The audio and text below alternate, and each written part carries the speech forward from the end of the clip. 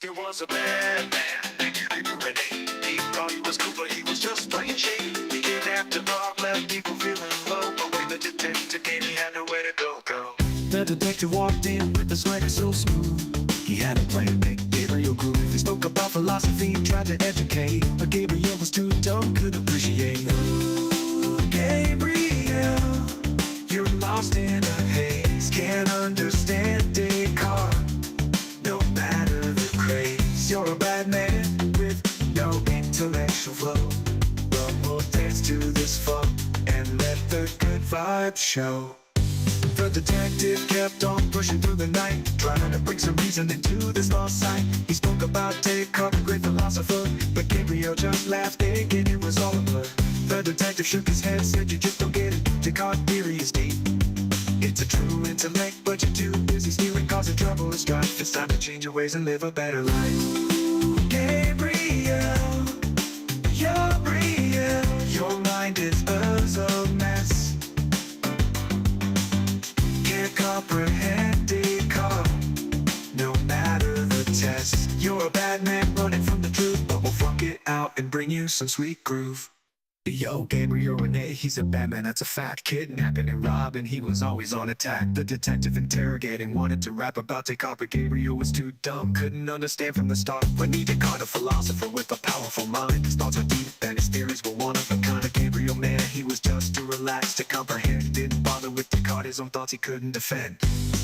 Ooh, Gabriel, you're real. Your mind is a mess. Can't comprehend Descartes, no matter the test. You're a bad man running from the truth, but we'll funk it out and bring you some sweet groove.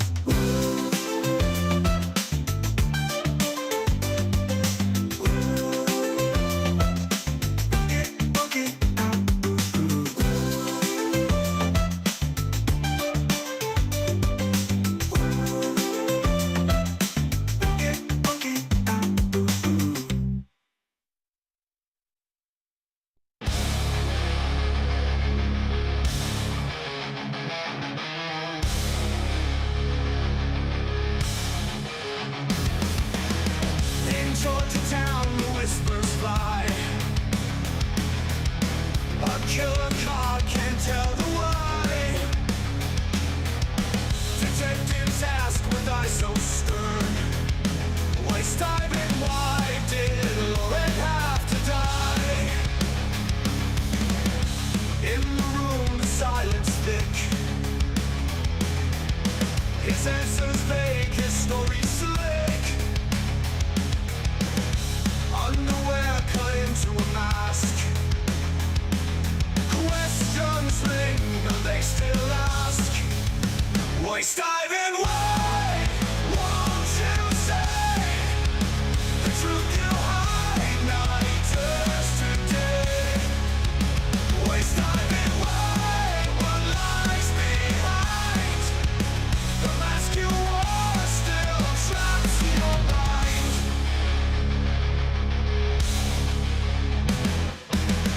Confessions buried deep inside. A twisted thread can't be untied. Detectives probe the darkest parts to find what's hidden in his heart. The fat detective shadows creak. Stiver makes no sounds, no little squeak. Toilet paper tubes and cans of corn. Under his mattress, a lawyer pawn. Waist diving, why won't you say the truth you hide? Night turns to day. Waist diving, why what lies behind the mask you wore still traps your mind.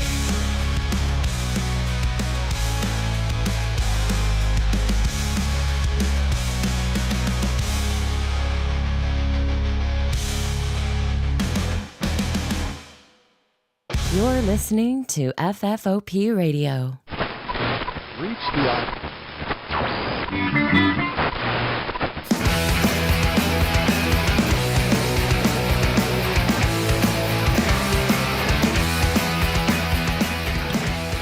Hey, everybody, and welcome to the show. I'm Biker Dave, because this is the costume I chose for tonight's show. Biker Dave. It's like Chopper Dave, if you guys are C-Lab 2021 fans. Anywho, welcome to the show. We got a nice one for you, and by nice, I mean I'm going to enjoy it. But first, let me introduce Krista, my co-host and producer right over there. Hello. Off camera. So what are we doing here, right? It's... middle of the week, time to break up some stuff. So I got a couple of things going on. Thanks. So to me. Here's the thing. I've got real leathers and biker stuff, but I am sweating my balls off. It is so hot in this house. It's summertime. Oh yeah, oh man, if I could, man, that was tapping into a core memory there, Jameson. If I could get some of those platforms that Pee-wee had, woo, my life would be complete. 'Cause even as a kid, I was like, damn, I want those shoes. But no way was I ever going to get them. And even now, thank God I can buy the good, the bad, and the ugly poncho whenever I want. Is there a biker lady-o? I mean, she's wearing black. Yeah. I mean, you could consider it that. Sure. I wouldn't wear it on a bike necessarily. But Yeah, no, I wouldn't wear this on a bike necessarily. This is mostly just my Casey Jones costume with my sunglasses on. Anyway, so what are we doing here? Well, first of all, I want to touch base with Ryan. I want to say thanks, Ryan, because the commercials we're going to be watching tonight aired on 1991 in June on the 19th. whoa. So how many years is that? A lot. 33 or so. Because I'm 35 and I was born in 88. So That's fucking crazy. And the fact that he found one that was labeled today's date, amazing. How many, all the compilations of commercials I find are all the VHS rips or whatever. It's always a smattering of here, there, and everywhere else. But this is a broadcast of the commercials, 30 minutes worth. We're going to get into it. But mainly what I want to do is, annoy you guys with some AI music. 33 years. Unbelievable. wow. Jesus Christ. I was alive then. And you go, what? Yep. Woo! So, anyway, moral of the story is in between commercials, I'm going to tell you some stories, maybe pitch you some of these ideas. My $1 million ideas, right? I'm full of $1 million ideas. He's full of them. It's true. I would have just turned 10. Yeah, I would have. I was 2 in a little bit, 2.5. When I was 8, so I'm there. I'm alive. I'm awake. It's 91. The Turtles movie has come and gone. I have it on VHS probably at this point. So yeah, I mean, but Jesus, dude, don't think about that. What was I talking about? Oh yeah, my $1 million ideas, like the chair that jacks you off at the end of the massage at the mall. Yeah. Or highway hats, the wallet moth, which has been stolen 1 million times over. Yep. I just saw a hat today on the side of the road and I go, God damn it, why am I not doing that? There's hats. I don't want to say it anymore because you guys are going to steal it. Maybe. And also the bathroom cougar, that's $1 million idea. 1,000 trivia questions about Richard Petty. That was a bad idea. Hilarious commercial that Wayne June recorded for me that I lost. Anyway, so in addition to all my $1 million ideas and stuff like that, I would, in my old show with my 2 co-hosts, I would make them do things for my amusement. And one of those things was, one of the assignments, rather, I said, hey, make up some sort of pitch for a sitcom, a drama, I don't care what. It's got to be funny, obviously, and we're going to pitch each other these episodes. I think Krista was the deciding factor. Moral of the story is I have lost, in my mind, all the other pitches but my own. Mine were the best. I have them on record. They're recorded somewhere on my computer. I'll get to them eventually, but my ideas were the best. So those are the ones I turned into songs. He's full of something, all right. Yeah, with that long baseball video. That shit was crazy. But I loved it. I watched it. It was a Pizza Hut commercial. And I was in softball at the time, T-ball moving into softball, I was like, I'm there. I loved pizza. Pizza Hut always had the Ninja Turtles arcade game going on. Oh. What a fucking trip. I was about to say, I have that on VHS still, but I don't know if I do. I have it on DVD a million times over, but I don't know if I have the VHS copy. Yeah, I don't think we do. Anyway, so that's just it. So I'm going to pitch you some of these ideas, right? And then we're going to hear the theme songs that I crafted. It did have a great song. Everything about it was like good. Like it was a commercial, but you didn't feel like it was a commercial. It was like a little movie. There was a story arc. It just happened to really heavily, I was going to say imply, but that's not it. Heavily feature or showcase Pizza Hut and Pepsi products. Well. And, you know, that's the thing. As a kid, I would eat it. Today, I wouldn't walk into a Pizza Hut if I were on fire and it were made of water. Enough about that. So here's the thing. These are show ideas that I had that were based on, the characters of the show at the time. We had an exchange student, and, you know, so it all just sort of focuses around that. Give me your $1 million ideas. And also, here's the thing. As I'm giving you these show pitches, if you want to give me some now or in the future, I'll take them and I'll turn them into songs too, because these worked out fucking hilariously. So let me just start with the easiest one to explain. It's just called Hobo and the Hooker, right? So I love a good team up. I love, I want burgundy pizza. I love a good team up. And I think that, The Odd Couple. Everybody loves The Odd Couple. So this is a lopsided odd couple. So we have two street folk, Hobo and the Hooker, who share a one-bedroom apartment with the chief of police. And so the chief of police has the bedroom because he's like, the chief of police. He's the chief of police. So Hobo, he never got over being homeless. So he constantly is bringing in cardboard boxes and newspapers and setting up a little shanty town on the corner. Hooker's a hooker, obviously. So there's Johns involved. And it's basically their life. It's like Three's Company. But instead of Chrissy and Joyce DeWitt and Suzanne Summers with John Ritter in the middle pretending to be gay when Don Knotts rolls around, Hobo and the Hooker. And the police chief. And, there'd also be, entanglements with the landlord, obviously, because how can you have these three zany characters all in one place? So I thought, what a great, this obviously doesn't have any characters that I have to explain, like in relation to the old show. So that's why I made it easy to start with. So let me get that up for you. This is a little theme song for Hobo and the Hooker. Hobo's got his back all so light. Hooker's heels click in the night. Police chief checks his badge, alright. Crazy times in their small side. Broken fake and pizza fight. Laughing till the morning light. Every day's a brand new fight. Neighborhood, they just ignite. Adventures never end here. Three lives blended so near. Laughing, crying, oh dear. Crazy days are so clear. Hobo's sharing wisdom wide. Hooker's got a heart inside. She's just along for the ride. Their wild lives they don't hide. Rooftop dancing in the rain. Catching dreams despite the pain. Life's joy hard to contain. Together they leave a stain. Neighbors shaking heads aghast at these friends having a blast. Every day a new forecast. Crazy days are built to last.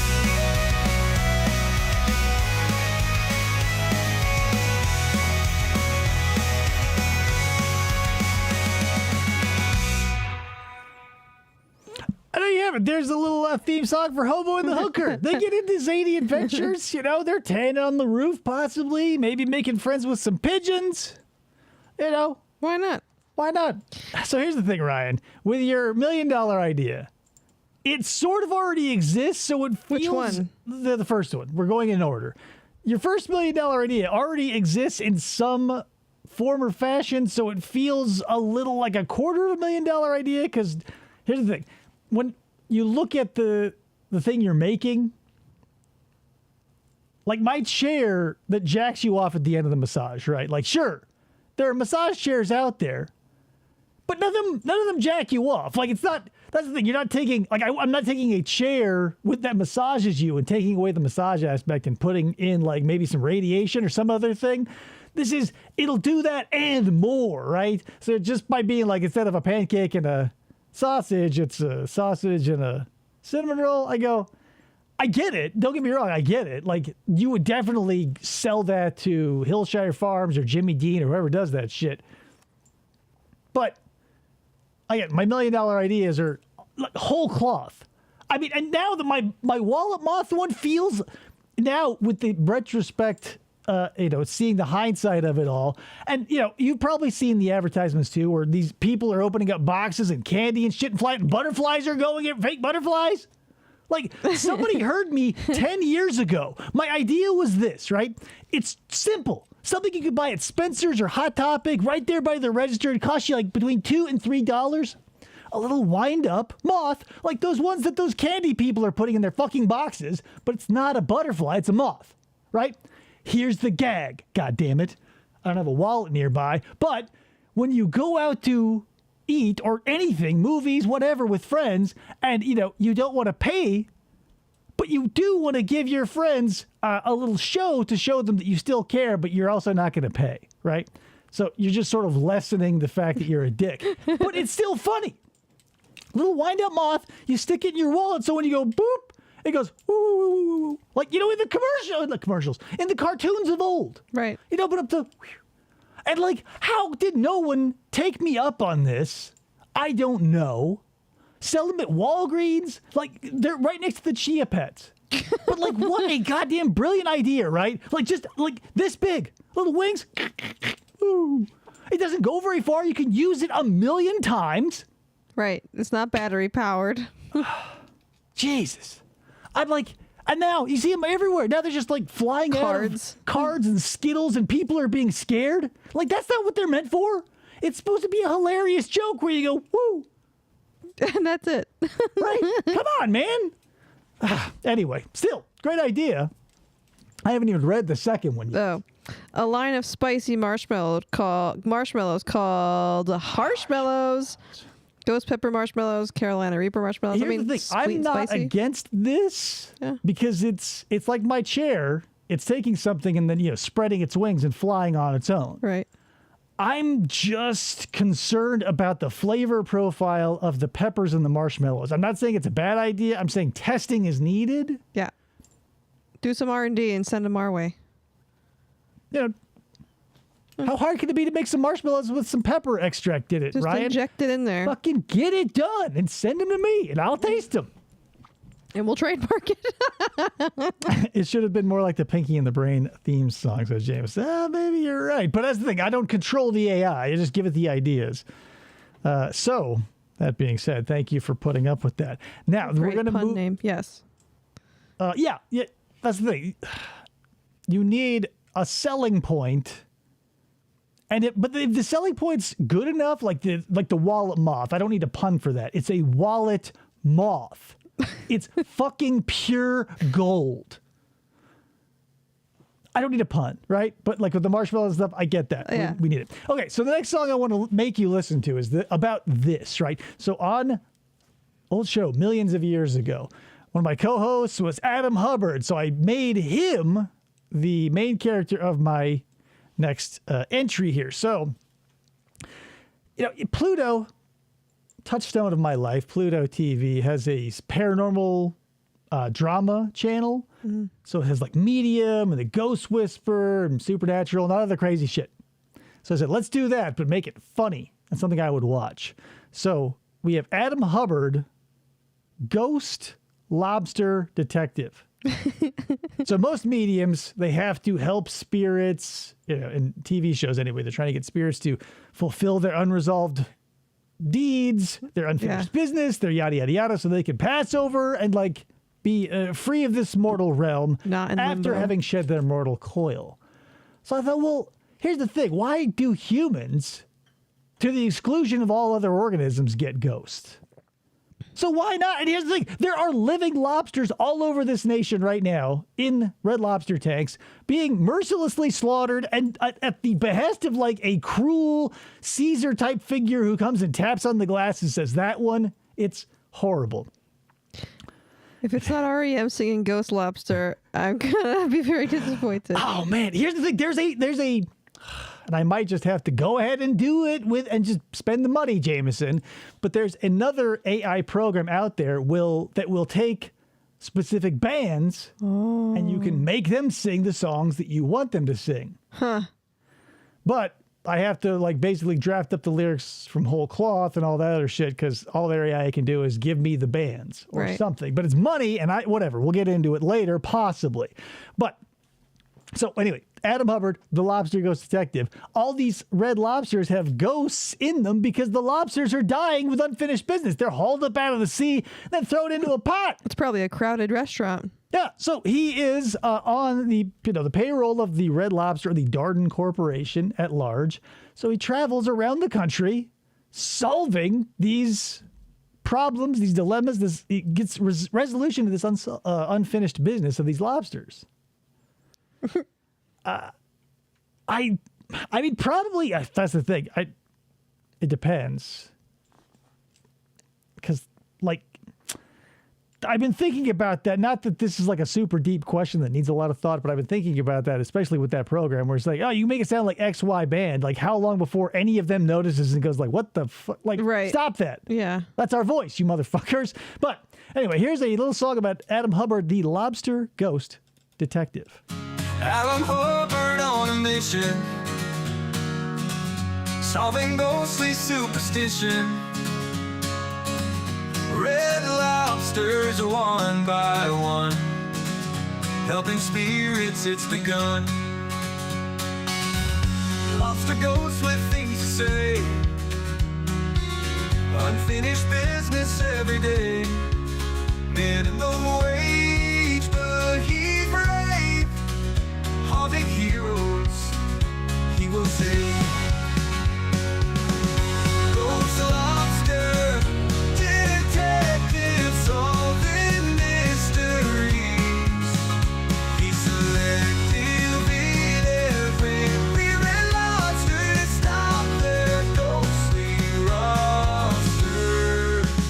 Adam's got his ghost and ray, spooky tales he keeps steady.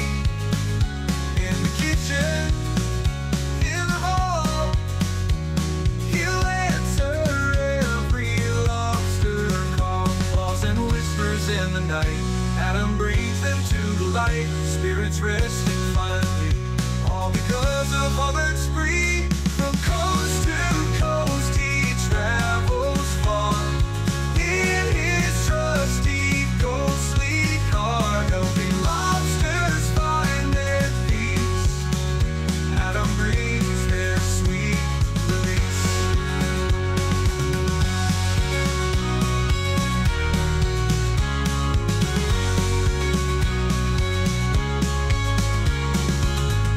Lobster ghosts with things to say,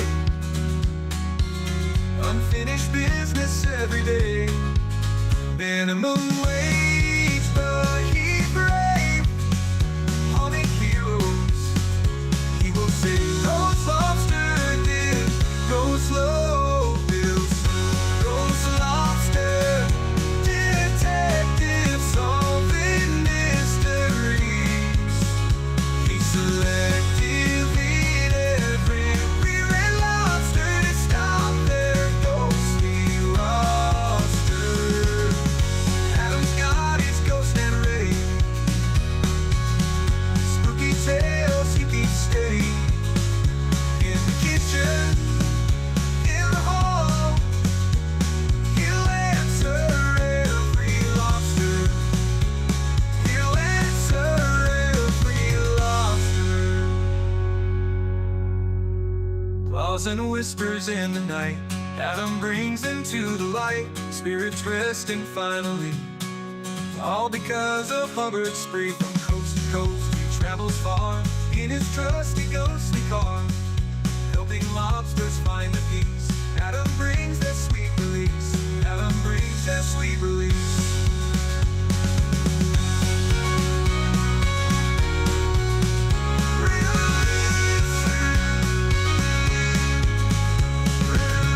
Release.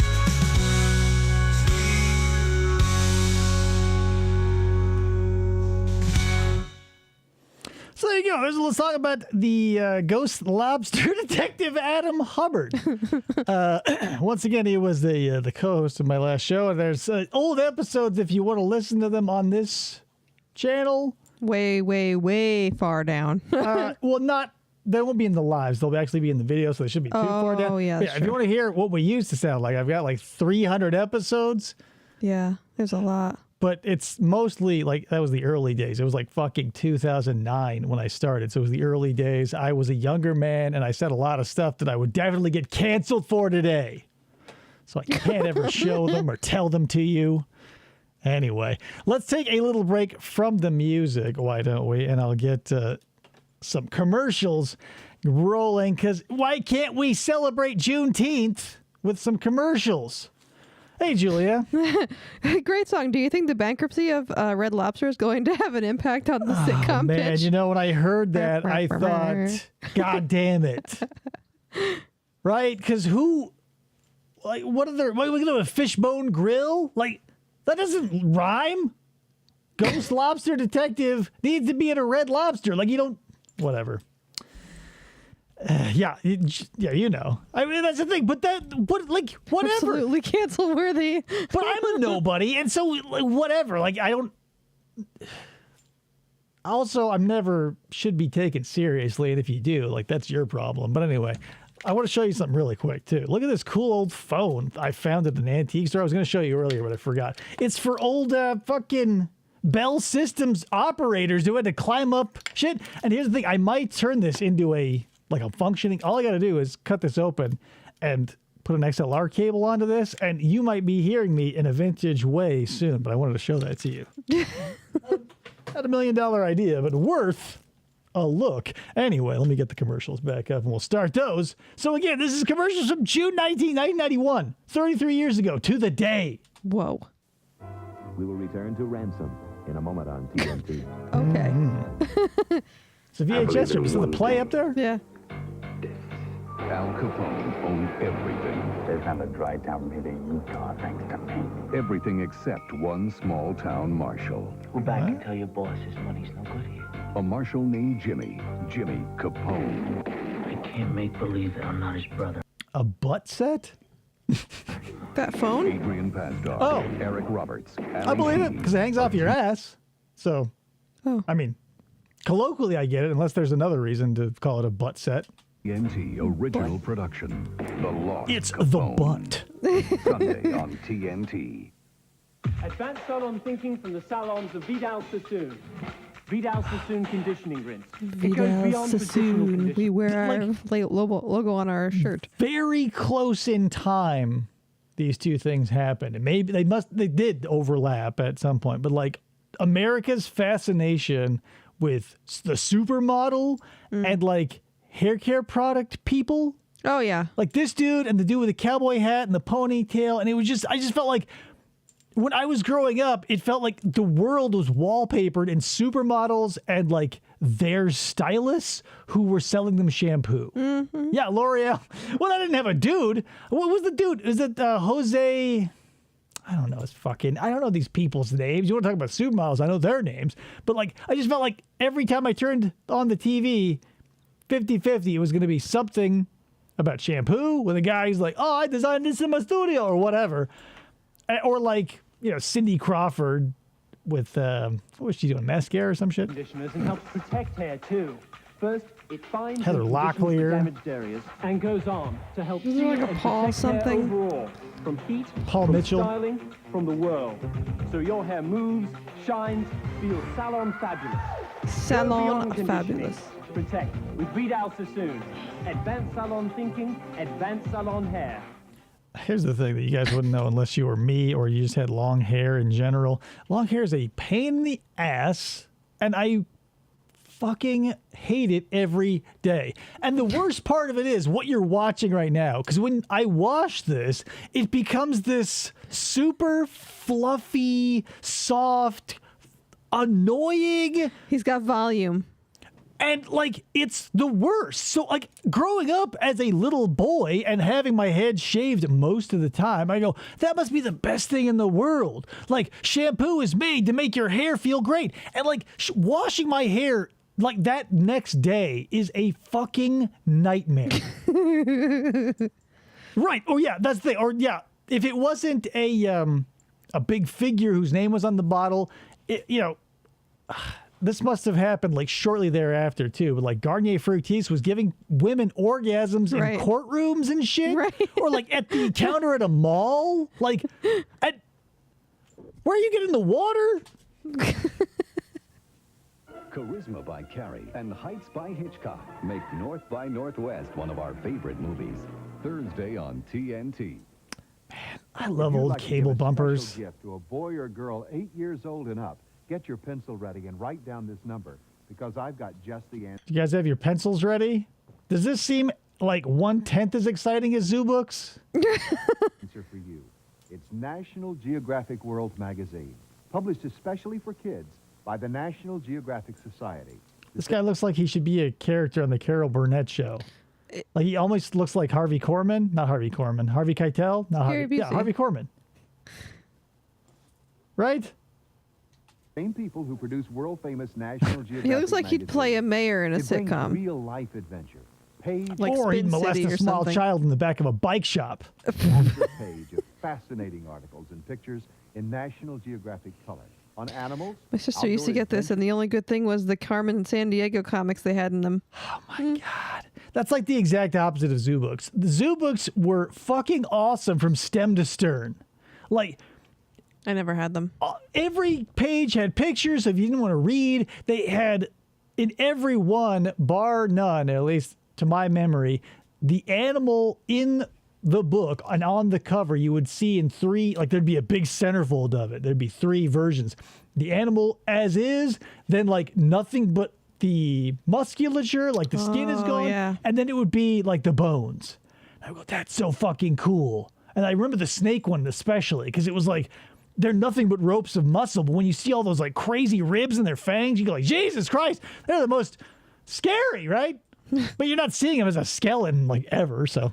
Adventure in science, faraway places, sports, and hobbies. Boring. Yet, Those aren't while it animals. entertains, it fulfills curiosity, stimulates. I mean, I here- would have liked this. Here's the thing. I would have, if they could have snuck a few pages in here or there from like the adult National Geographics, the one we always gravitated toward in the library at a certain age, you know what I mean? You see those indigenous tribes and you go, whoa, that's all you got because the internet doesn't exist. Stimulates imagination and encourages your youngster to read more.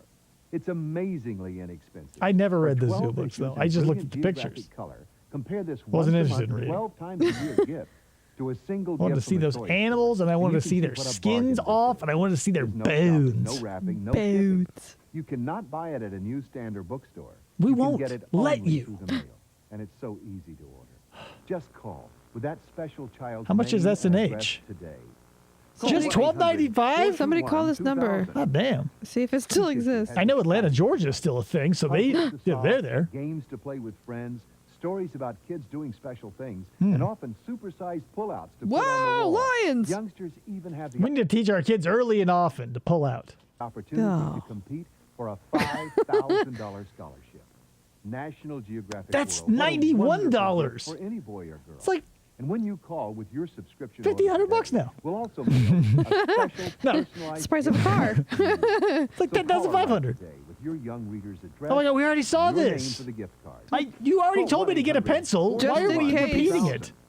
That's 1-800-421. It doesn't even say 2000. plus shipping and handling. And the beautiful part about this sort of shit is all the products sold on Nickelodeon were sold out of the same fucking warehouse Right. in wherever, California. Because they all had the same, like, hey, if you want aqua dots or wax sticks or cubes of any sort of thing, it was always the same address. Yeah.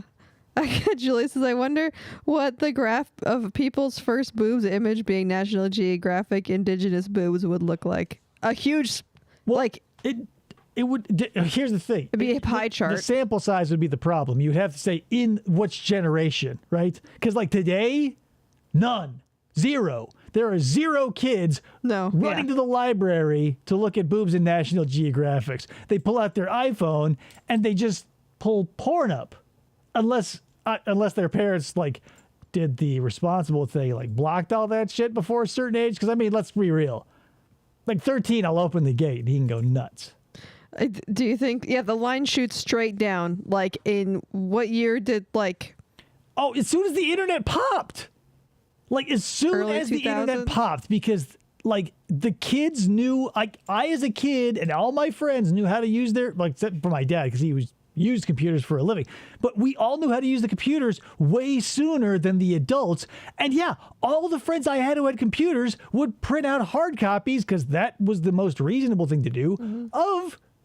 salacious images. On that glossy photo paper. If you're lucky, no, we didn't have that. You had regular ass printer paper, but like that's the thing.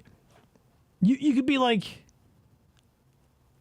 I don't know, 10, and just outwit your parents when it came to technology. It could probably still happen today, but hopefully not. But like, yeah, I didn't. Like whatever the day was in 1994, it was like crashed like the stock market. No one was going to National Geographics. Oh, I'm sure.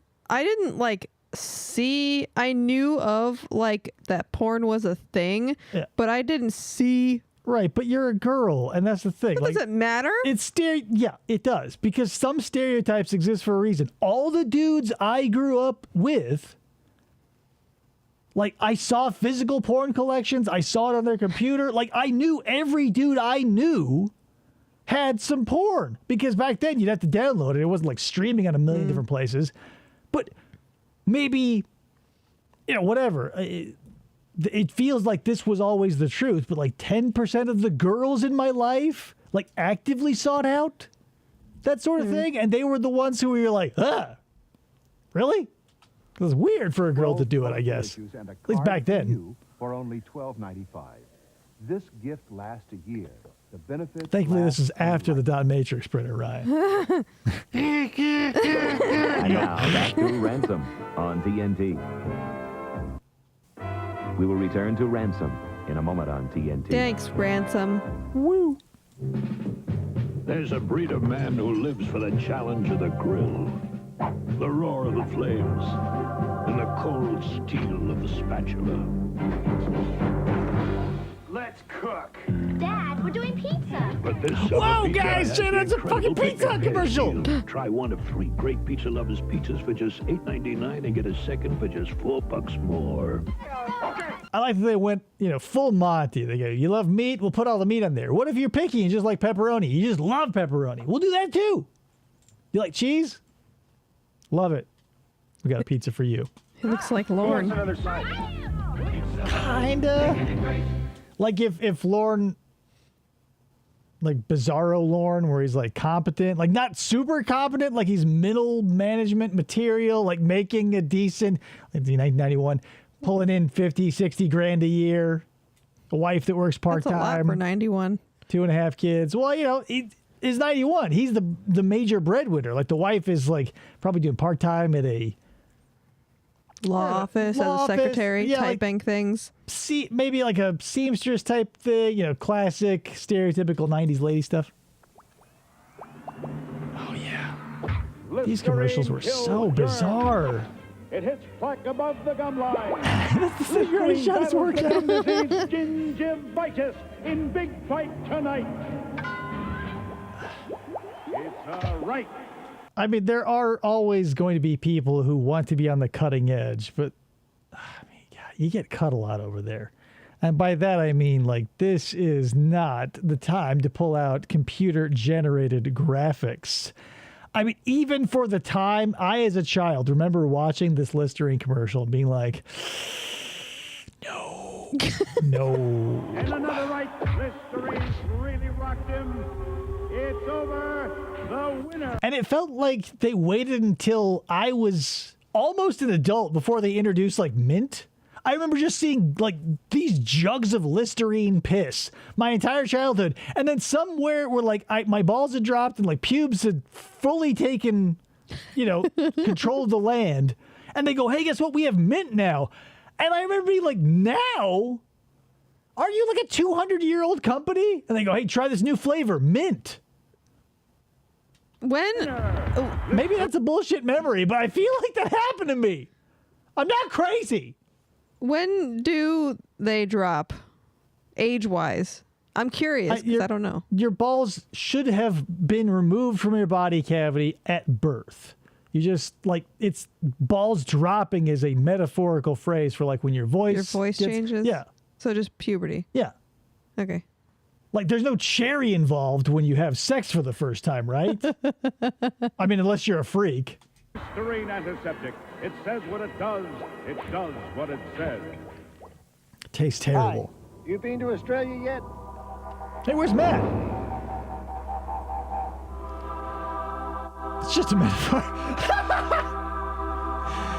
I mean, have you heard of my metaphors? I have a few of them. That one's not mine, though. Didgeridoo. Look at all the geese in Australia. I mean, That was Matt's dad. This is classic. Aussie fever, man. We had it. I fucking love Crocodile Dundee.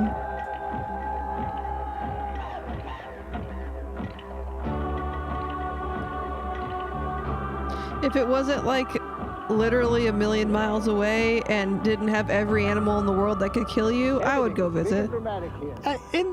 That's the thing. I think everybody blows the everything can kill you out of proportion because, everything can kill. The land itself can kill you. Everything in Arizona can kill you if you let it. Yeah. But we live here. You say, it'd be weird because they would be a different color snake that you still wouldn't probably see because you're not going to go into, when you visit Australia, how many spiders and snakes and murderous koalas and kangaroos and dingoes are in that opera house in Sydney or wherever else you would actually go. You're not going to visit a mud hut out in the middle of Aboriginal land and be like, well, come kill me, Australia. It's stick to the touristy shit. Australia book. Call 1-800-727. Or just get the zoo books, guys. Don't even bother. It's truth. Television's best It's sports truth. team is now the first word in sports. Nick and Fred are moving up to a new time. Nick and 11 Fred. p.m. They both Eastern. are. CNN Sports Tonight. The first word in sports. All right, I think we get the idea. Ryan's grandpa was stationed in Australia during World War II to prepare for the invasion of the Philippines. My grandfather was an unreliable narrator, so I have no stories to share with you because I feel they are all fraudulent.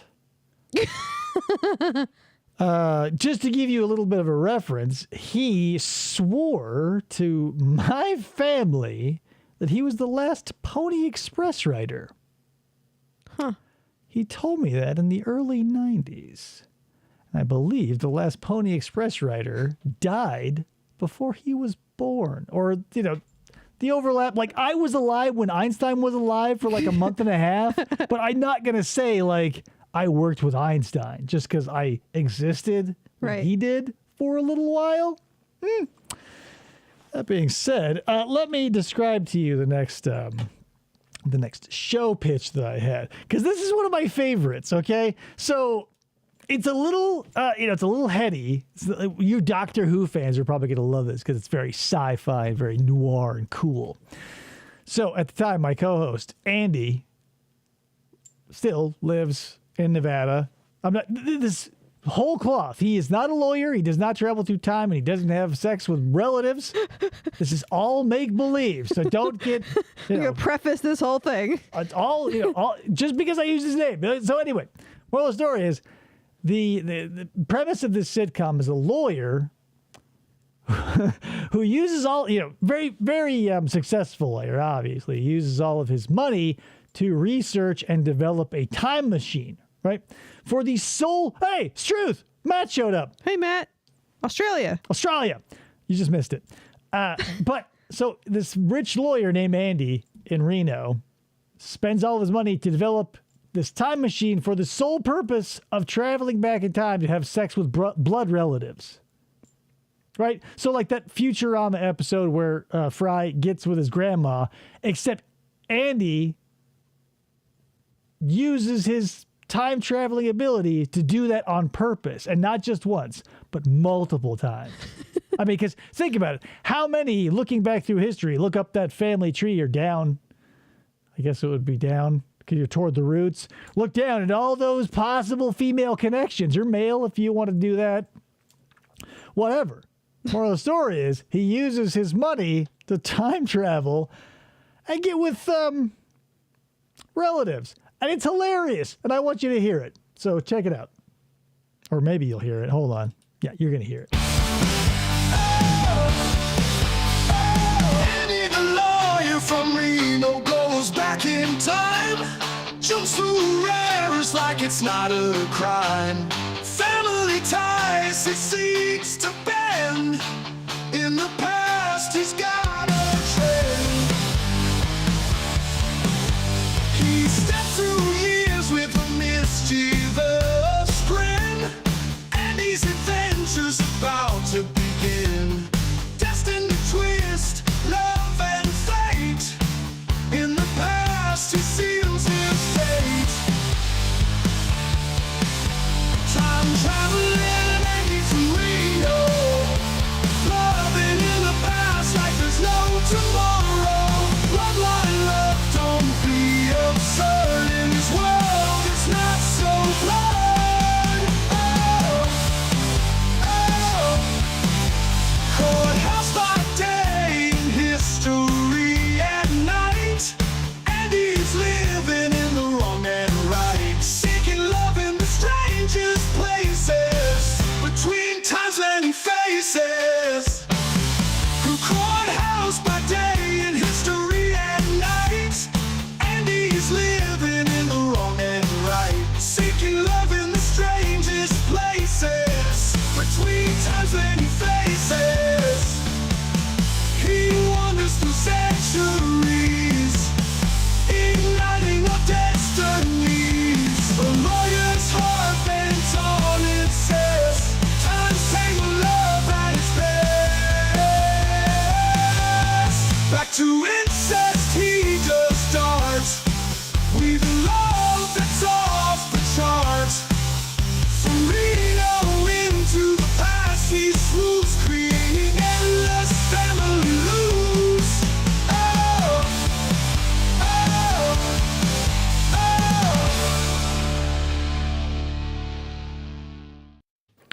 There you go, guys. So that is Andy, the time traveling incest lawyer from Reno. Oh. And that song rocks pretty hard, even though it is made up by a computer. I still enjoy it, so I wanted you guys to hear it. So also, Matt, if you're still here, I didn't write. I have a song by You and Me. It also involves a lot of Australia, so I feel like it's germane, so we should listen to it. Dave got a call from his buddy Matt. Koala's on the rise, the dingo's got a pack. Hopped on a plane to the land down under, ready to rumble, feel the sound of thunder.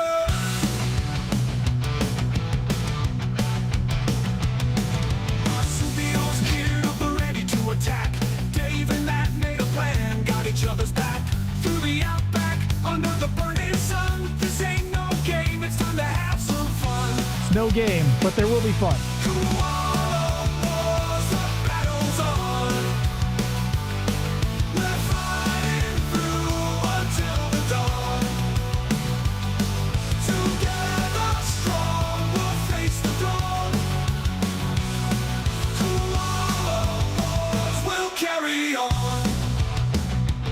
Koala wars, the battle's on, we're fighting through until the dawn. Together strong, we'll face the dawn. Koala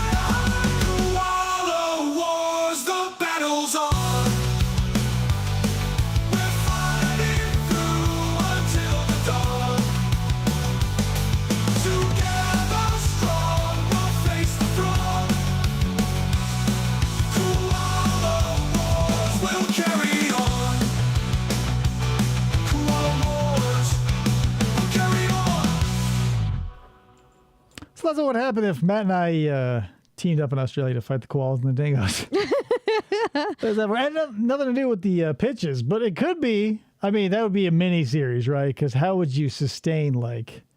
It would be like Walking Dead levels of like him and me fighting koalas and dingoes, and you get so tired of it. And they have to bring all these characters in. I'm already over the idea. I didn't realize that dingoes were mean. Yeah, so dingo ate my baby. Hello. Well, I know that line. I think that happened once, provably. But like again, yeah, they're like wild dogs. It's a metaphor. I mean, like, not like the wild dogs of Africa, but they're related to canines, and they, animals out in the wild, especially if they're running in packs, like, I can tear you up.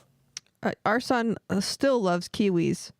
He will mention every time he sees one, I love kiwis. I love kiwis and Komodo dragons. Like, okay. That's the thing. You don't know what's going to pop for people, and you go, why do you like that? And he's not at a place to tell me. Lindy Chamberlain apparently is the dingo or the. Yeah, it was like the one time, and it was a long ass time ago too. Like, because like realistically, what type of parent, like at what time in history would a dingo be able to take your baby? Right? Like it would have to be when there's like, whatever. We had an exchange student from Australia, by way of Bosnia. The 80s. Oh, really? Yeah, he was. Yeah, it was in the 80s. Okay, so yeah, semi-old, pretty old. But that was the time when it was like, oh, you leave your door open if you fucking do. No one ever did that. Like, what?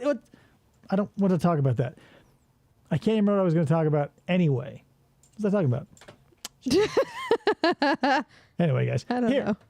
Enough about that. Let me play you one more show-related song, and then we can get back to some more commercials. So, what do I play you next? Okay. Yeah, probably this one. So, our exchange student at the time, my first Asian son, Trung. I miss Trung. Yeah, I decided to put him in the role of a judge, right? So we have like a Judge Judy-esque show where, like, I don't know how deep you are into the lore of Judge Judy, if you are at all, but basically anyone who shows up on the show gets a check cut for $2,500. Like, there are no losers, basically. Everybody gets paid and yada, yada, yada. So, yeah, not really a judge. And Trung's not a judge, so I'm not worried about it. But it's a little show I called Small Claims Chop, right? So Trung, he's got some karate skills. He's a judge. And he will chop his desk if things get out of hand. And he's not afraid to throw a little martial arts physical violence at the plaintiff or the defendant. So, maybe thinking back, I want to say like the person who lost definitely took a chop to the neck. Like if they lost their case. But that's lost in history, at least in my mind. So this is a little song about a show called Small Claims Chop. I hope you enjoy it.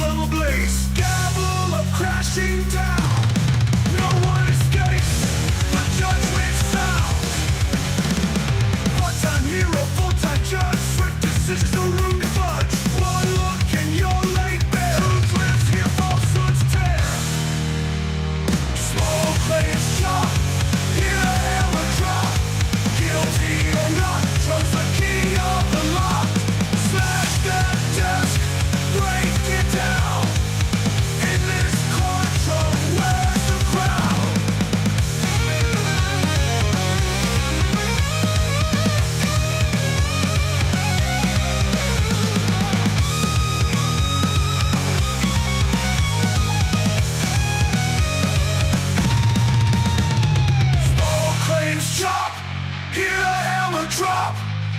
Guilty or not, Trunk's the key of the lot. Smash that desk, break it down. In this courtroom, where's the crowd? Small claims chop, hear the hammer drop. Guilty or not, Trunk's the key of the lot. Smash that desk, break it down. In this courtroom, where's the crowd?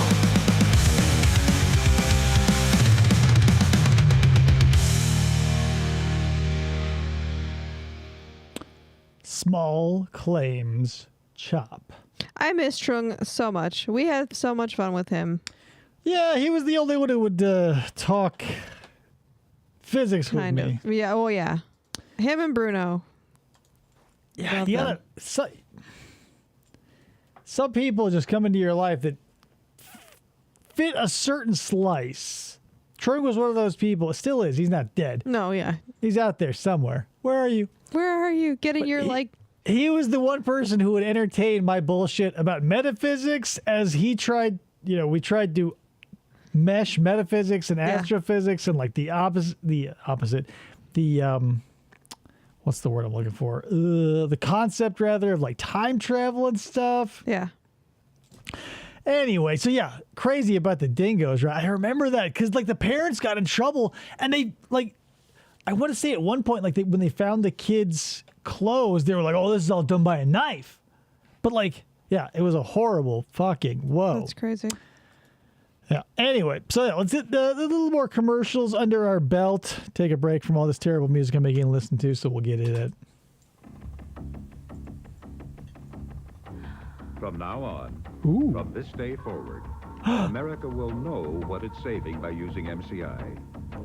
Just look up at any of Where do you think that billboard is today? our billboards around the country. That's a model. Come on. $54,000 an hour, $1 million free a day. You're saving $1 million in phone calls Why a would day? anyone anywhere not switch to MCI? I would have if I had the opportunity. Call now. It's a cooler world, a cooler place. Seagrams. I mean, fuck you, Seagrams. Bartlett's and James knew wine coolers before you were even a thing. That's probably a lie because Seagrams is probably an old brand. But Bartles and James came and blew your ass out of the water. Don't pretend like you can hold a candle to Bartles and James. Introducing Tropical Selection, only from Seagrams. It's a Seagram's world. But the bottles look so cool. I mean, they're fine, but not for nothing. Back in the day when I was new to the world of alcohol, wine coolers were my thing because I was like, yeah, stupid to the finer points of alcohol consumption. I was like, yeah, fucking Bartlett's and James. Someone showed me a Seagrams once. I hit him over the head with it. I used to and drink. They died. Arbor Mist was like our wine cooler. That's just a lady wine. But you remember those commercials though, right? No. Are you kidding me? I've never seen. You drank Arbor Mist, but you never saw the commercial. Correct. It was the alcoholic version of What Would You Do for a Klondike Bar? But it was basically like, okay, God damn it. So the Arbor Mist commercials were bar none exactly like this. 3 dudes, all a different race. You had a white guy, a black guy, and a Hispanic guy. Sometimes they threw in an Asian guy. And they'd be around a pool or at a club or on a beach or whatever, and their 3 girlfriends would be drinking Arbor Mist.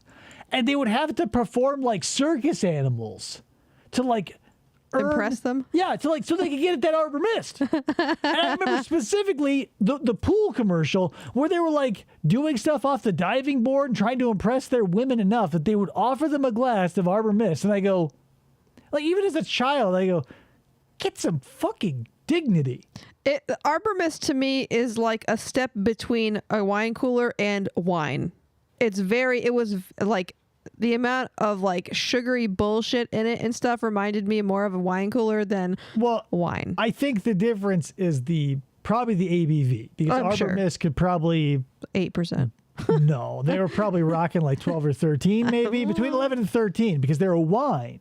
you're not going to fuck around with cooler or cider or beer level ABVs. These probably putting 5 to 7 down. Arbor Mist probably putting 11 to 13. Those, yeah, wine coolers, sure, they're probably like a cider territory. Yeah, but still, just because they load up Arbor Mist with a bunch of fucking sugar to make it yummy to people who don't know what alcohol is, and they do fucking embarrassing shit to 6%.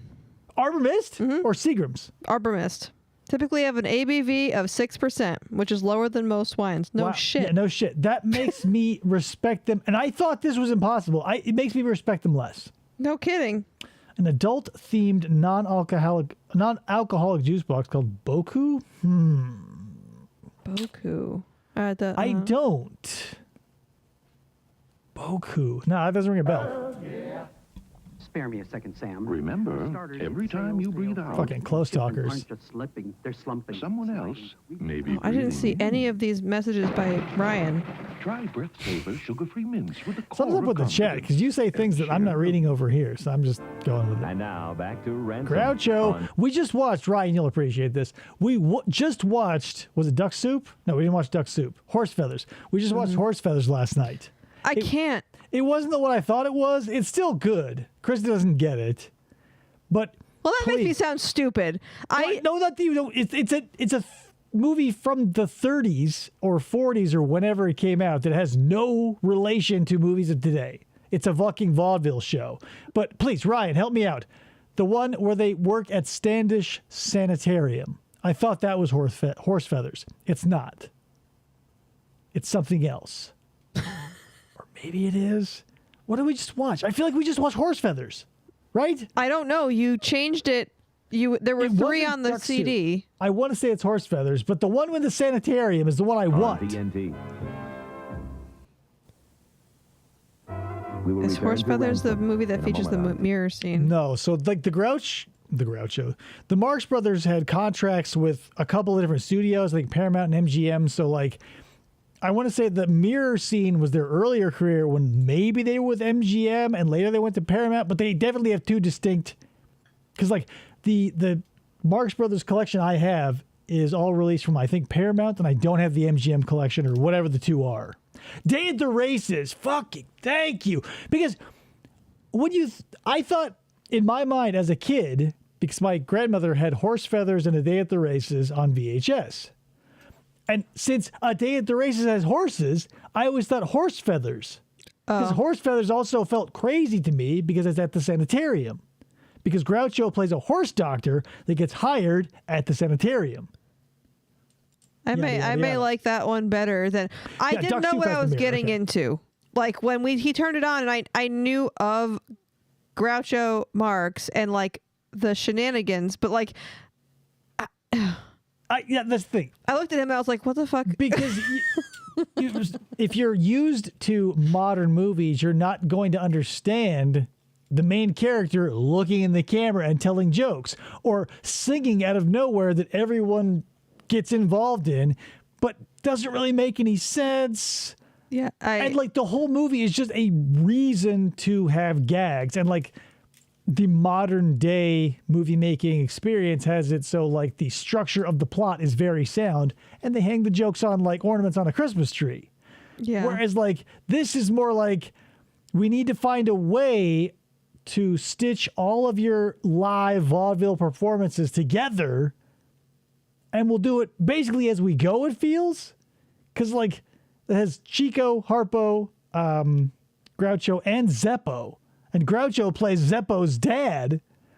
It just feels like, yeah, this was all part of an act, especially when they take those long breaks, like so that Chico and Harpo can do their thing.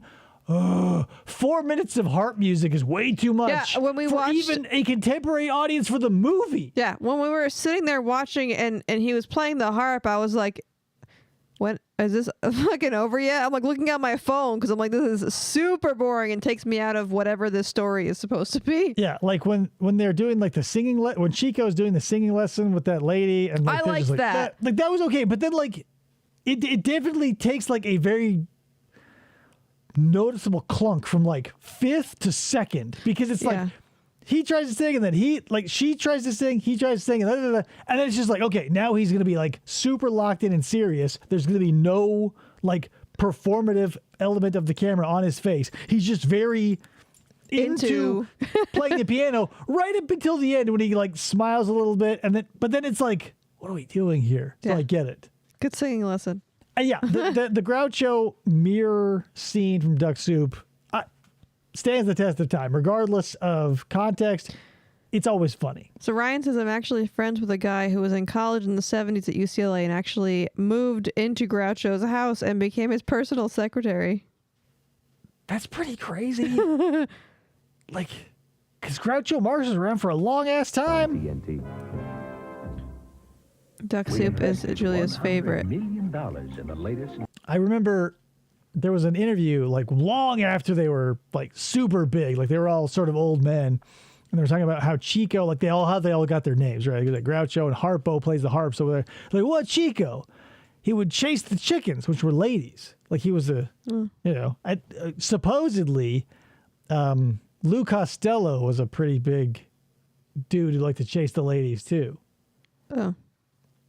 Yeah, but, like, with that kind of fame, why not? You know, it's the thing. You see hot ladies with portly dudes because they have money. You don't see a lot of hot dudes with portly ladies because they have money. Another stereotype? Possibly. This diagnostic equipment. Hey, I'll watch it. Another $5 million Groucho a year movie. training our expert technicians to use it. We're Goodyear certified auto service retailers. That computer put a man on the moon. And now it balances and rotates your tires. And we believe Jeffrey Rush is playing Groucho. God damn, do I love Jeffrey Rush. Like, he is one of those actors where every time I see him, I go, fucking nailed it. But, like, apropos of like, nothing. Like, unless someone brings him up or I'm watching Mystery Men or, like, one of the Pirates of the Caribbean movies. Like, Casanova Frankenstein is one of the best characters to exist. everything we do, from tires to tune-ups, should live up to the most exacting standards of all. Yours and ours. Good tires. Good service. Good year. Good people. Good year. Watch out for our blimp. Comfort was king, when luxury really meant something. Well, it's all back in the all-new 19... Oh, that station wagon. Oh, yeah, man. The old Cutlass. Roadmaster estate wagon. Oh, Roadmaster, sorry. Luxury of smooth, sure Bounce around in the back with no seatbelts on, kids. One of my friends in high school, like his mom, had a Capri Classic station wagon that was a carbon copy of this. And Jesus, my God. Like, they're so ugly. They're almost cute, like pugs or whatever people say, but not quite. Because, like, it's a shape of car that is interesting and, like, you can put a lot of stuff in or people in it. And you go, well, maybe I'll get one. But then you look at the stats of it, and you'll only get 6.5 miles to the gallon. Okay, so yeah, the Buick, I believe, was part of the GM line. So they would have the Capri Classic wagon, exact same model. But, like, Jesus, the aerodynamics, the engine, like, there's 8 cylinders in there, probably putting, I don't know, 300 horsepower down at 6 miles to the gallon or whatever. Not what I expected, a little taller. Oh, I'm so glad you're pleased. Charisma by Carey and Heights by Hitchcock make North by Northwest one of our favorite movies. Thursday on TNT. One of the Hitchcock movies I haven't seen, but the rest of them I have seen that I do like. All right, so that being said, let me get out of this. I'm going to tell you some more about some songs. So, in addition to my great ideas, because I played Italian Butt Detective last week, but let's do it again. So, Italian Butt Detective. Spoiler alert. I had this idea where, again, like a medium, or it was based off of that. Like, what was the guy? I want to say it's not The Pretender, but he pretended to be a medium, but he was just like super good at like reading people and the situation, and it just felt psychic. John Edwards? No, it was a show with fictional characters. He wasn't cold reading a room like Oprah. It was. I don't know. It doesn't matter. The concept though was this dude could just like read people or a room, and be like, oh, this, that, and the other. And they felt like it because he was cold reading. Psych. It's called Psych. Oh, Psych. Yes. So I thought, well, what? Let's say that the character of my show actually has powers, but let's throw a comedic twist on it. So instead of like the psychics of reality, where they touch an object of evidence or whatever, and they go, oh, they're running water, and there was smoke in the room at the time of it, and it's all like, what? This is a detective who has legitimate psychic abilities, but can only access them when she puts the evidence in question in her butt. How does that conduit work? I don't know. It doesn't come up much because she doesn't like to show it to people. For obvious reasons. Right. But this is a song about Gina, and she's Italian. So it's Gina Fustamatelli, that name I made up. I didn't make up Gina, but Fustamatelli I don't think is a real name. At least I hope not, because I thought, what would be a funny sounding fake Italian name? Any Fustamatellis out there, sorry. But this is Gina Fustamatelli, the Italian butt detective. She never swears she's got a flare, undercover in the city square. She's got a way that's quite unique, committing justice every week. She's a detective with a crazy skill. Evidence vanishes, but it's a thrill. What she hides, no one can know, but somehow she cracks the code. Gina Fustamatelli. She's got a thing, can't tell me. In her own way, busts every plot, solving crimes with what she's got. Gina Fustamatelli.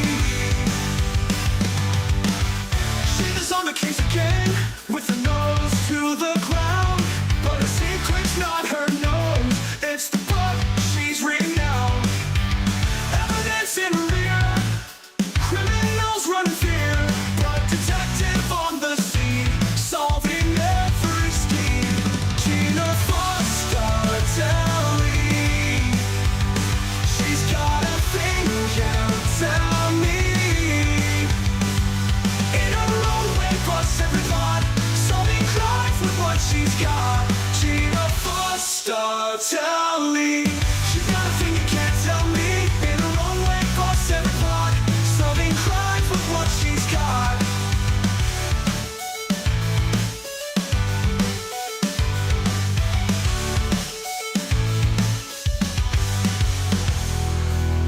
Gina's on the case again, with her nose to the ground, but her secret's not her nose, it's the butt she's renowned. Evidence in her rear, criminals run in fear, but detective on the scene, solving every scheme. Gina Fustamatelli. She's got a thing, can't tell me. In her own way, busts every plot, solving crimes with what she's got. Gina Fustamatelli.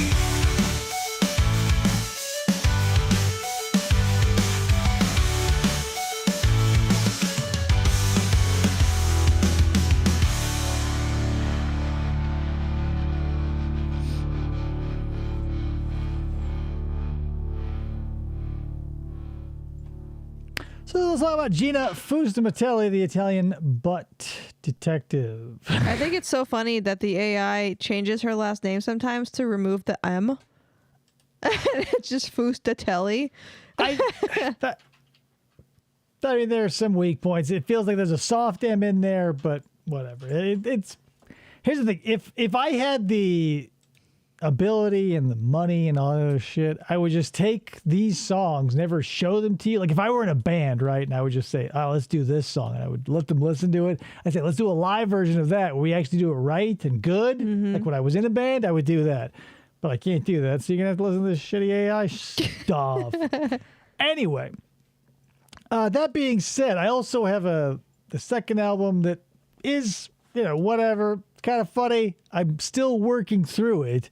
It's the FFOP in Vegas, where various members of the audience join me, and we get a little crazy in Vegas. I want to not show you, but let you hear the one with me and Baked Salmon, because I feel like we played Ryan's. You know what we do, me and Ryan. He tells a limerick to some bikers, and we got to run away from them. Mm-hmm. But this, and here's the other thing. So we're always in Vegas, me and whoever. We're day drunk, and it's always a different type of wine. So I think with Ryan, you and me, I think we had Pinot Grigio or something. I thought it was Riesling. Oh, yeah, maybe Riesling. But anyway, here's a little song about me and baked salmon running around Vegas, speaking in French accents because we're drunk on Moscato.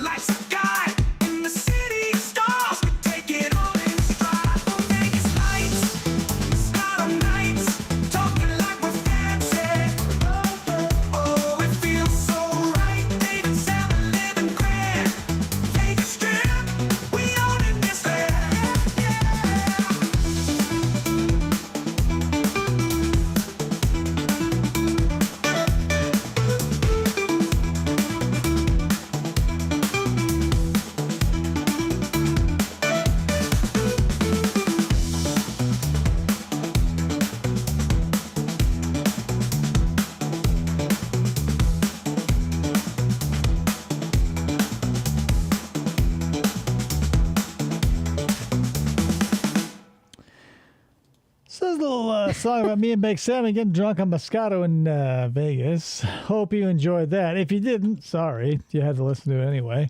Meh. That being said, let's watch a few more commercials from this day 33 years ago. Ooh.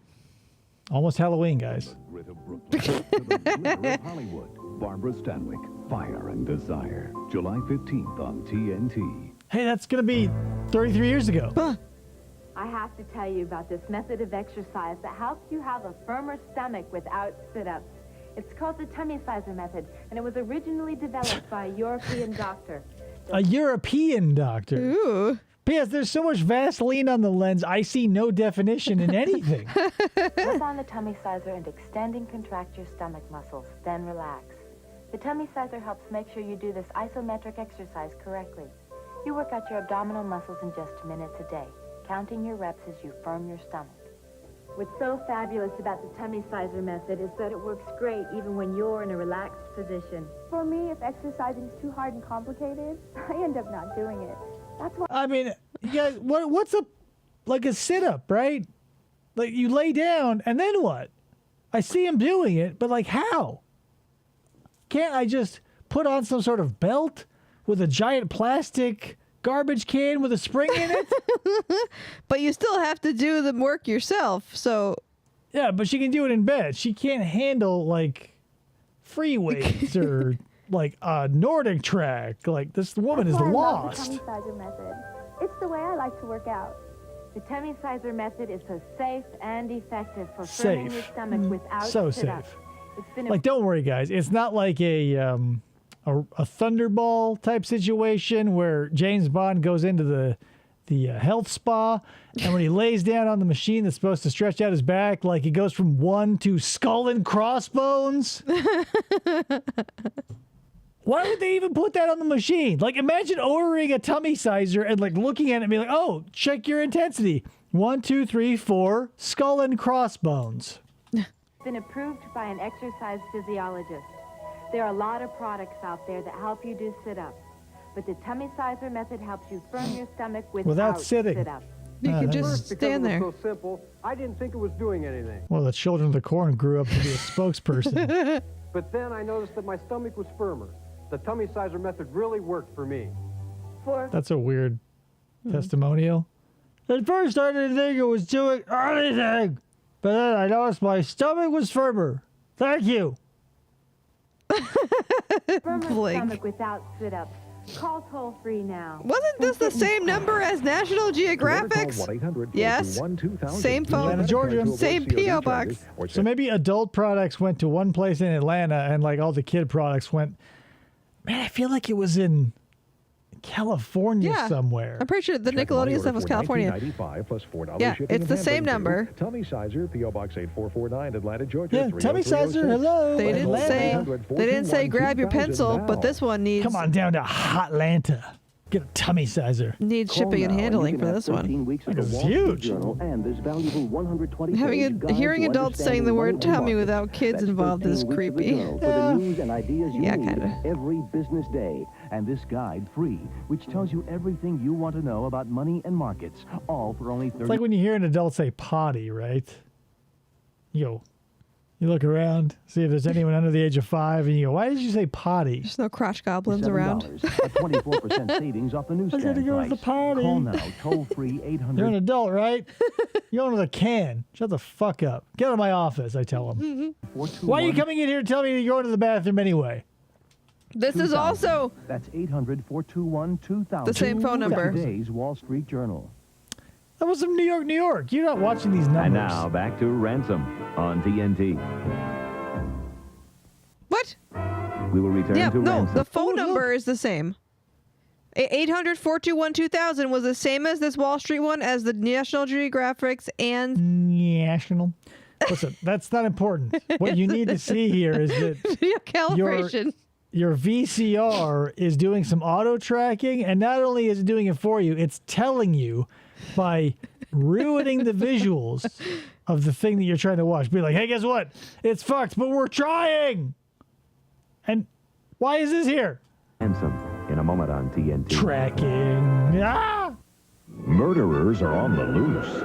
And still are. TNT's It's favorite true. snoop and sleuth is on the case. Who? I shall have to investigate this myself. Is that More Agatha than Christie? just a pretty face. She's Miss Marple. Friday on TNT. She's like the original Murder, She Wrote, except she didn't write a thing.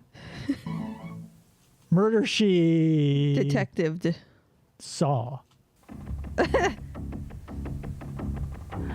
From now on, Yeah, we know from this MCI. day Come on. forward, America will know what it's saving by using MCI. Just look up at any of our billboards around the country. $900 There it a minute, is. Wait, did that happen? $54,000 an hour. I $1 don't remember million seeing a billboards day. around where I lived. Which brings up a You question. weren't near a train. Why would anyone anywhere not switch? Wait, what? She's absolutely right. I know. I know I'm right. Thank you, Ryan. At least somebody recognizes when I'm right about something. 800-421-2000. Same for all the goddamn commercials for adult stuff or the National Geographic's book. Then I guess now I'm wondering, because since all of the kid products and adult products come from the same spot, even though that was a totally different address in New York, like, does someone answer and go like, "Hello, are you looking for..." You say what you want. They've got National a catalog. Geographic, blah, blah, blah. I never called the number, so that's the thing. I'm assuming they have like some kind of catalog, and then they get your shit and they mark it down. Call them, like, "Hey, what product are you looking for?" Because like catalogs, that's another thing we could look into one day too. Because like catalogs are one of those things where like it was like Amazon, right? There were pictures and descriptions and stuff like that, but you had to like use your hand and put numbers on a card.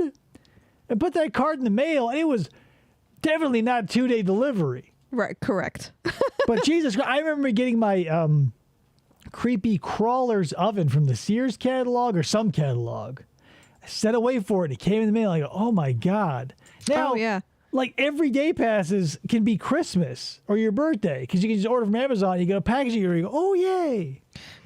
It could have been like press 1 for National Geographic, press 2 for Wall Street, press 3 for something. But then the tummy sizer?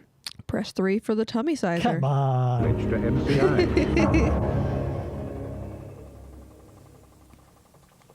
Although, like, it's kind of, for the time, it's kind of smart marketing. Because if you call being like, I want a tummy sizer, but you're an old lady with grandkids or whatever, you go, oh, you have National Geographics too? But then you have to call back again and do the one that you want. Well, just be like, hey, since I got you, can you also get me... It's like when they transfer you to a... Could be too advanced for that. No, it's like the same person in their warehouse. They go, oh, yeah, let me transfer you to the book department because you got to the tummy tuck. And they go, click, click, click. Hi, book department. No way. National No way that they Geographic. did that back then because when I was working... You're calling the same number. I understand that, but I've called places like insurance companies and they can't stay when they wouldn't be able to send me to a different department because they don't have that information. Okay, so here's the thing. Do insurance companies sell magazines or tummy tuck devices? I'm just giving an example of people that can't transfer others. Right, but that's a completely different industry. I work in the insurance. I wouldn't expect anyone to know what the fuck I'm talking about because they're all apes. They're not trying to sell me anything. I'm trying to get money from them. So, of course, they're going to be like, no, fuck you. You're not going to be transferred and I can't help you. This is a business who is bent on you buying something. Not going to be like, hey, fuck you about the National Geographics because fuck it. Click. Thanks for calling Blue Cross National Shield. No. What planet do you live on? When you grow up with a swimming pool in your backyard, call 421-2000. The world's You're a spoiled bitch. Coming from someone who didn't have one. Largest. And so it comes to be that FFOP marriage ended over in 1990s. She makes it like insurance companies operate like commercial businesses where like the insurance companies are there to be like, no, we're not giving you money. When at a business like for Aquadots, I'd be like, hey, can I get some Aquadots? No one's going to be like, let me check your benefits. And no, I can't transfer you. Hello? They want to sell you shit. The finest concerts, your standards tend to be rather high, especially when it comes to coconuts. And the favorite in paradise is More people die from coconuts every year than lightning, okay? that jalapeno, And sharks. sweetened by the sun and moistened by the mist. I mean, that's only based on getting hit on the head. I don't know how many people choke on coconut, so that might bolster the number a little bit. Only one thing can top it. Bullshit. Bounty Calapuno coconut topped with chocolate. It's the taste of paradise.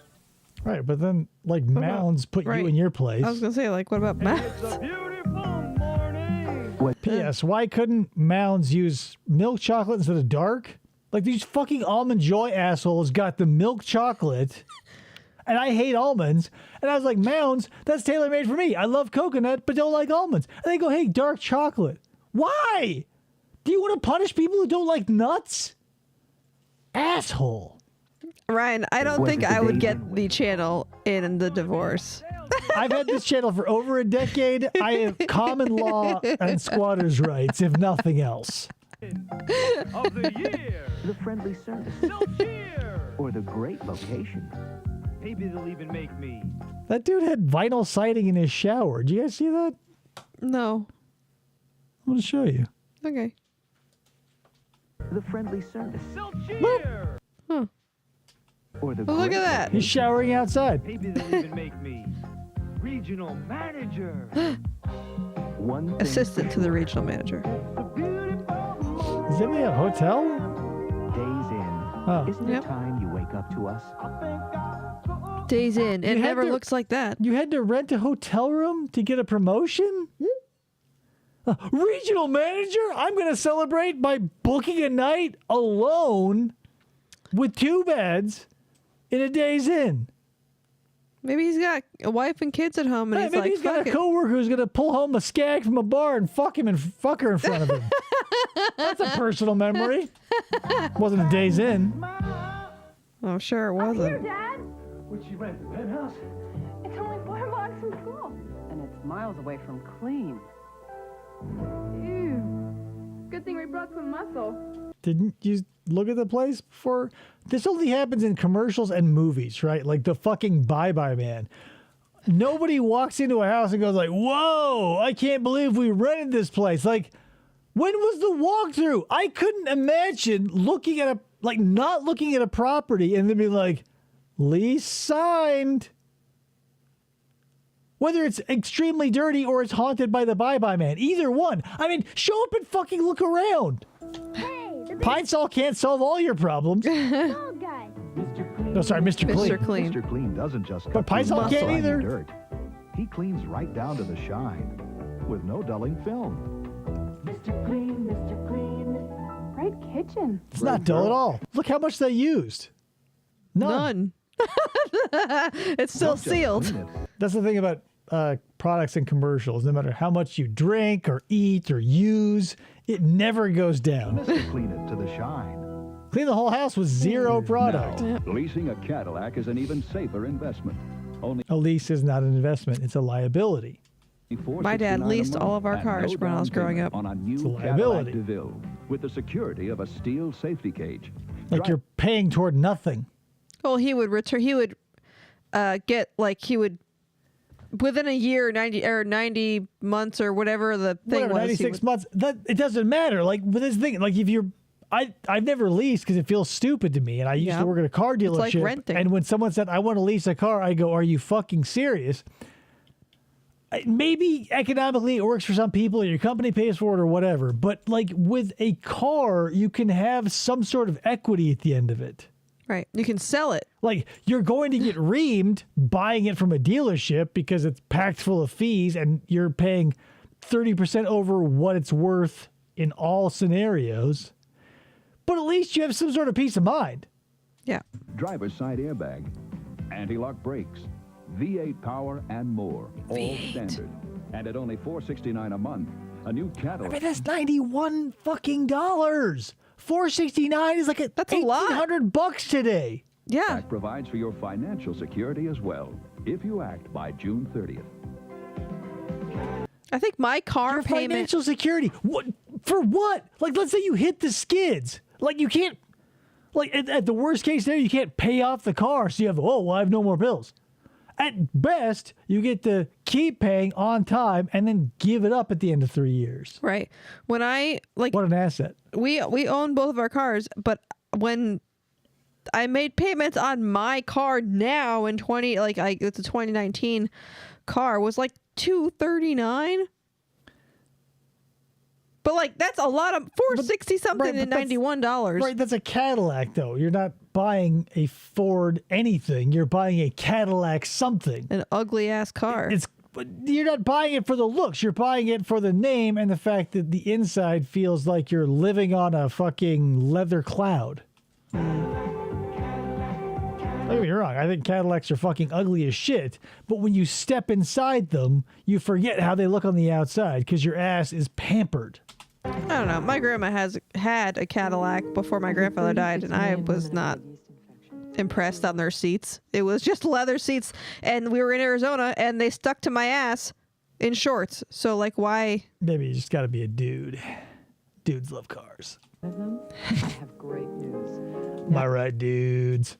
Number one prescribed cure without a prescription. You may already know Monostat 7. Oh, man. For years, Do you have a yeast infection? That was the yeast infection decade too. Yeah, it still is. It went from 10 to 7. I remember them. Some companies said, "Hey, 3 days, that yeast infection is gone." Mm-hmm. And I go, "Where are you getting all this yeast?" Doctors prescribe it more than anything else. They trust Monostat because it's not. Oh God, I hope they don't, because sometimes they'll show you like the how you put it in. Egg? No, not how you put it in, but they'll show you like the suppository itself, and it looks like a fucking white Cadbury cream egg. And they go, "Ah!" When you turn 75, your car automatically morphs into a Cadillac or Buick, depending on the phase of the moon on your birthday. Which is a bummer because, like, there was a time when it was like the Chinese Zodiac, right? There were so many old people cars. When you hit 65, 70, you went into a Buick, you went into an Olds, you went into a Cadillac, you went into a Mercury, a Plymouth. Where are they now? Crown Vic, if you were like whatever, or a Lincoln. Lincoln still exists. So if you're a rich old person, that's what she Lincoln- had, a Crown Vic. A Crown Vic. My Not a Cadillac at all. My grandmother had, a Crown Vic, and her leather seats were not. Completely different make and model. So I can see why you were upset with Cadillac about that. It's not just for symptoms, but a cure. If you think you have a yeast infection, It's an old person car. I don't give a crap about leather seats in an old person car. Sure, but They're if all someone ugly. said, "Have you ever had a hamburger?" and you go, "Yeah," and they go, "What was it like?" and you go, "It was a long tube of meat in a bun that I put relish on," they're going to go, "You didn't have a fucking hamburger," right? When did you learn to ride a bike? Right? If you describe a go-kart, that's not a bike. That's the one I'm getting at here. You go, well, "I hate Cadillacs because my grandmother drove a Ford." full prescription strength. Not a car person. Obviously. And now back to Ransom on TNT. Sometimes you just got to be a dude. You know, you got to be. Come on, guys. You got dudes, right? Cars. We will return to The movie? Ransom in a moment on TNT. Ransom. I think Ransom had Mel Gibson in it. Surprised they don't show literally anything of the movie. Yeah, Crown Vics are the Gary Busey of the car world.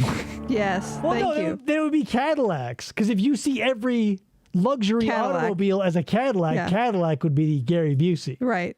Crown Vic is the actual thing. Is a police car. But Krista throws on her Gary Busey glasses, and there he is, behind the wheel of a Cadillac. Look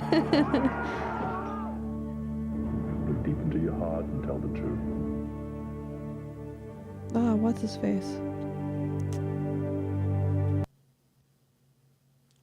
Oh my God, what is his name? James Earl Jones. Thank you. For a minute, I thought it was Ben Earl Jones, who played the cook in Sleepaway Camp. No. It's his dad, who looks and sounds exactly like him. Wow. Fire was a big thing, too, in the 90s. Remember Backdraft? We all live with stress. Some people find it harder to deal with than others. And sometimes not only can stress Gary Busey, Earl but it can Jones. Yeah, GBEJ. also lead to stomach upset. That's when your choice of a pain reliever should be Tylenol for your Doctors know stress. Tylenol provides fast, effective pain relief, yet is easy on Stress your stomach. headaches? Talk to your doctor. We can't avoid stress, but we can take Tylenol to relieve stress headaches. Tylenol, the pain reliever. Stress aches. Imagine being told, like, because here's the thing.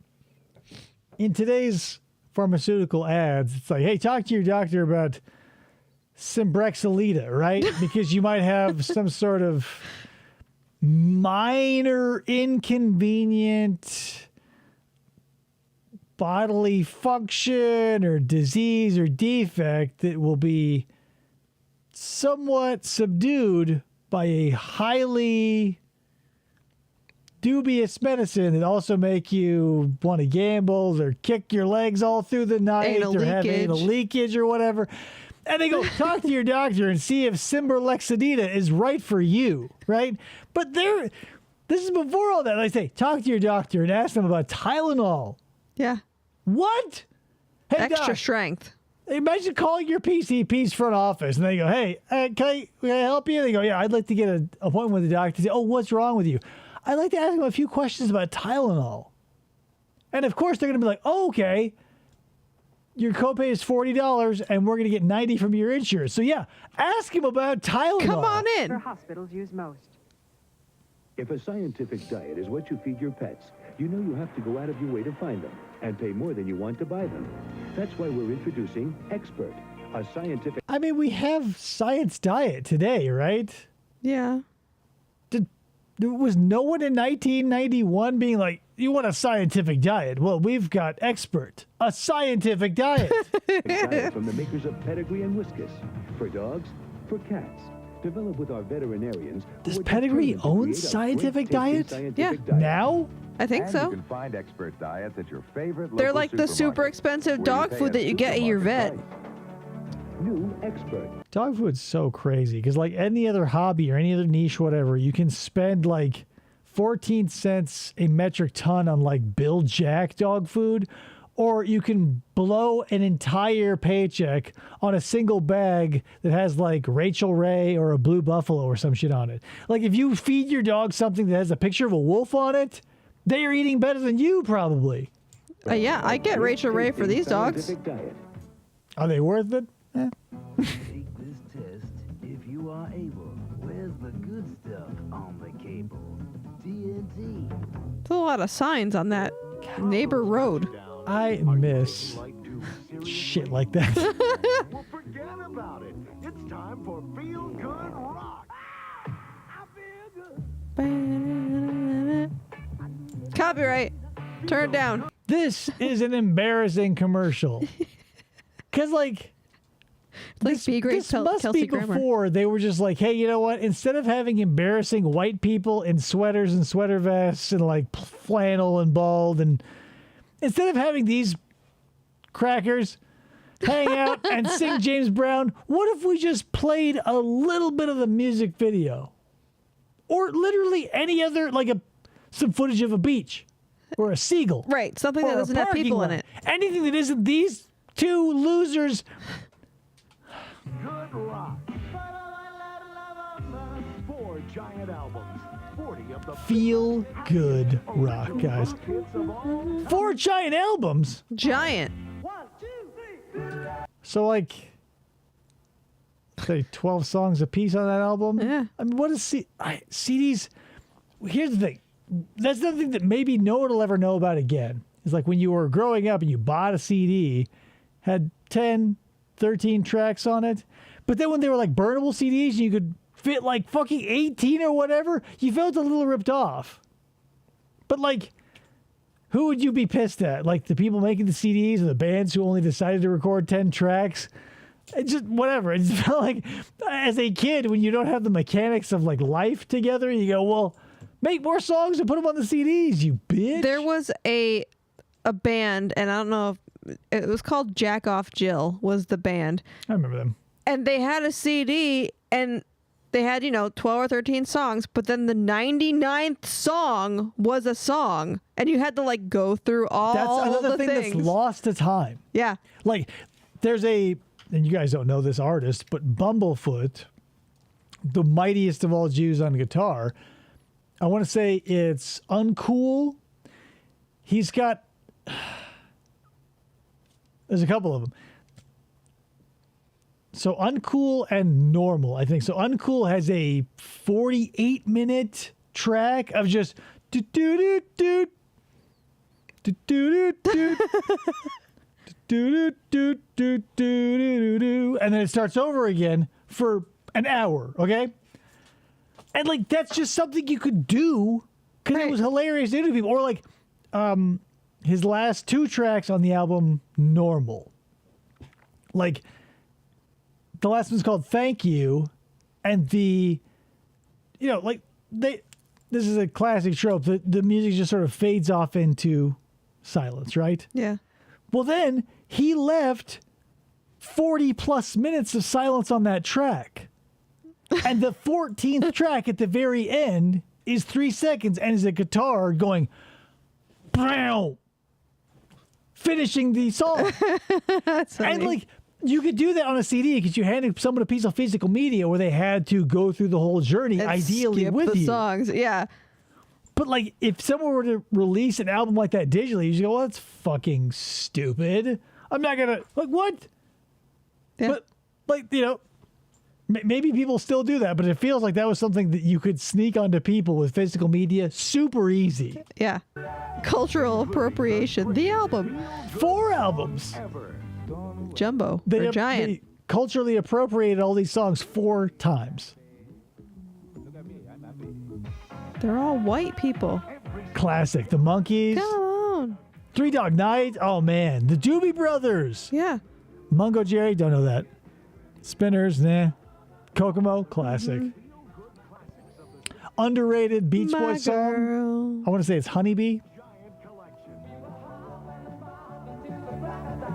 Yeah. Look at all of these lame ass.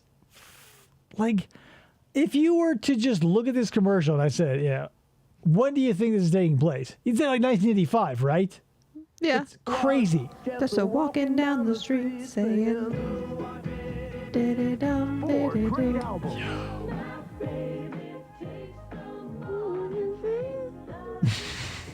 Yeah, right. You know what I'm talking about. You can only do it with like physical media and or, you have to be very dedicated to it now. Like one of my favorite bands, the Electric Six, they do, pretty progressive type stuff. It's like garage band / disco / electronic / whatever. But like, I don't know. There's a limit to my tolerance for that bullshit because like, there's some bands out there who put like skits or little 30-second things that like are thematically on point with the album, but you just want to listen to the music? Yeah, like you and the person making it knows like no one came here for this, but like what I'm doing to you, like when I make you listen to the AI songs about shows that I made up. Yeah. But those are fun as opposed to just a weird skit that you're like, I just want to listen to music on a CD. Give me the music, not the people just talking about something that I don't give a shit about. Yeah, it's weird. Like, don't get me wrong, I love Electric Six, but like Taxi to Nowhere is a fucking dead end. There's a bunch of bands out there who are just like, oh, let's put in like, there won't be songs, there might be music involved, but it's going to be a slog. Jump. The Pointer Sisters, more like the Scissor Sisters, right, guys? That was modern day disco. I was working at a record store at the time that album was released, the Scissor Sisters. I go, disco was alive and well, but nobody wanted it. Yeah. I liked it. Same phone number. Ryan? Yes? 421-2000. Ryan? Scissor Sisters? Scissor Sisters? Ryan? You like disco? Scissor Sisters? Georgia? Atlanta? Remember to save all COD Hotlanta, guys. 2 compact discs or 3 cassettes or And now 4 back to records. Ransom on TNT. You get a record. Yep. We will return to Ransom in a moment on TNT. Well, spoiler alert, we'll not be returning to Ransom right after this because we never got to it. But we're pretty much done. I made you listen to all the songs I wanted you to listen to. So that's pretty much it. I appreciate you guys showing up for the show. Thanks, as Ryan, usual. for the confirmation. Thanks, Ryan, for all the trivia and the comments. And yeah, obviously, my grandfather was never a Pony Express rider. Yeah, no. He was born after the turn of the century. Yeah. Even as a child, knowing nothing about history. I go, that feels like a lie. This is suspicious. You were born in the age of automobiles, Grandpapa. Yeah. Yeah, Scissor Sisters were great. I whatever. Be it as it may, you know how much I love gay people, and I feel like when we were playing, we used to play this game, right, called More Like, where you'd say something, say more like, blah. And that was based off of just the time I was shooting the shit with my coworkers at Zia Records. And we were saying band names and then more like, blah, blah, blah. So this guy who looked like this Amish kid with his bowl cut down to his shoulders, Ian, he goes, Scissor Sisters, more like 4 homos and a fat chick. And I go, that's hilarious. And I love gay people. So I got the album. It's good. If you like disco, I mean, whatever. It's up to you if you like it or not. Anyway, thank you anyway. We'll be back in a couple of days. And I've got something special because I stumbled upon another Latter-day Predator who references Matthew Daley. Wow. So we saw a couple of weeks ago, maybe, Matthew Daley showing up in his green golf cart. Yeah. I've got an AI song about him. The Glory Hole Predator, caught in the same sting, references Matthew Daley and his green golf cart because he's crossed paths with him on Grindr. Nice. So, whoa, it's like when Superman meets Captain America, right? You go, whoa, I never thought this would happen. Or like when the Hulk punches somebody else in the DC universe. It doesn't matter. It's a crossover that I never thought would happen. And since it's also not Canada, but it's got a Tim Hortons cup in it, we got to watch it. Yeah. So that'll be coming up next time. But I appreciate you. Thanks so much. We'll see you on the next episode of FFOP Radio. Later. Bye.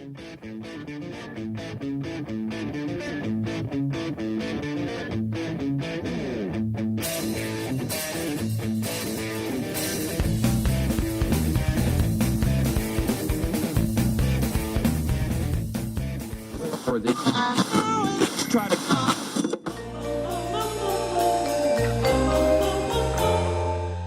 Fistful of Podcasts Radio.